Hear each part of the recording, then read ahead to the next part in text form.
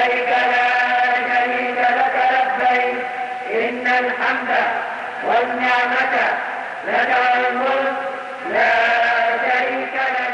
দীর্ঘদিনের লালিত স্বপ্ন পূরণ করার জন্য একটি মাত্র আশাকে বাস্তবে রূপ দেওয়ার জন্য পবিত্র নগরী মক্কা হয়ে এই আরাফাতের ময়দানে জড়ো হয়েছেন বিশ্বের বিভিন্ন দেশের লক্ষ লক্ষ ধর্মগণ মুসলমানগণ।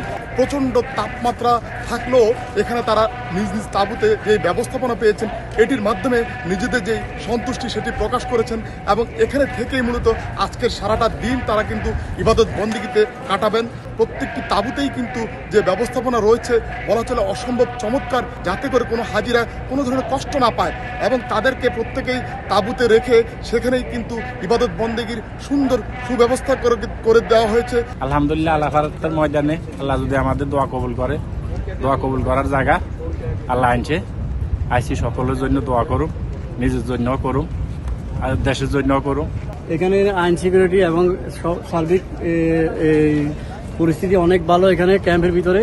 মুজদালিফার মাঠে সেখান থেকে কিন্তু রাত্রি যাপন শেষ করেই কিন্তু তারা ফিরবেন পূর্বের সেই ঠিকানা অর্থাৎ মিনাতে, তাবুর শহর মিনায়। সেখানে গিয়ে জামারাতে লক্ষ্য করে একে একে 60টি কঙ্কর নিক্ষেপ করবেন। 60টি কঙ্কর নিক্ষেপ শেষ করেই কিন্তু মাথা মুন্ডন ও পশু কোরবানির মধ্য দিয়েই মূলত হজের যে মূল কাজ সেটি সম্পন্ন করবেন। আরাফাতের ময়দান থেকে আরিফুর রহমান, সময় সংবাদ।